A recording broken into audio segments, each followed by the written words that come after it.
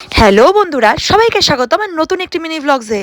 আর আমি কিন্তু গতকাল গ্রিন টি খেয়েই গান শেখাতে বেরিয়ে গেছিলাম, কারণ একটু না দেরি হয়ে গেছিল আমার। মানে খাওয়ার টাইমটা ছিল না হাতে, ওই চাটুকু খাওয়ার টাইমই ছিল, খেয়ে চলে গেছি আর কি। তারপরে গান শিখিয়ে এসে ছাদে একটু বসে কিছুক্ষণ, তারপরে মা নিয়ে আসে চাল ভাজা খেতে খেতে কিন্তু টিভি দেখছিলাম। আর আমি চেঞ্জ করিনি, কারণ একটু পরে তো মায়ের সাথে বেরোনোর কথা। তো মা আর আমি চললাম এখন ফুচকা খেতে। মানে মেনলি যাচ্ছে, দুটো কাজ আছে, মানে দুটো জিনিস নেবো আর কি। তো নিয়ে ভাবলাম ফুচকা খেয়ে বাড়ি আসবো। আজকে তো আমি ভেবেই রেখেছিলাম যে জল দিয়ে ফুচকা খাবো একদম।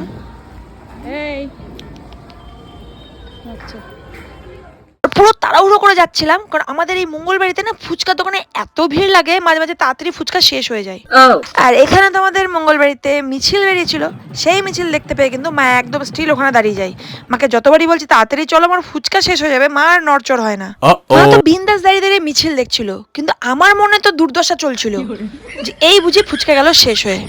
এই মনের জ্বালাগুলো মা ছাড়া কে বুঝবে বলো তো দেখি। যাই হোক, কপাল ভালো ছিল তাই এতগুলো ফুচকা অবশিষ্ট ছিল। মতো করছিল।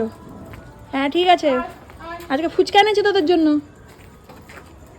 ওকে দাও একটা, ওকে দাও, দেখো খাই কিনা আগে, খাচ্ছে কিনা দেখো আগে, দেখো আগে খাচ্ছে কিনা। বেশি ওদেরকে মিষ্টি খাওয়ানো ভালো না, এটা ভেবেই কিন্তু ওদের জন্য কালকে ফুচকা একটু আলু সেদ্ধ মাখা নিয়ে এসেছিলাম, যেটা টুনটুনি আর কালু কিন্তু মজা করে খেয়েছে, কিন্তু ভুটকি একদমই খাইনি। আর লাস্টে বেঁচে যাওয়া ফুচকাটা আমার মুখে মা দিয়ে বলছে, এনে ধর, বড় কুকুরকে দিলাম। বুঝতে পারলে কিছু?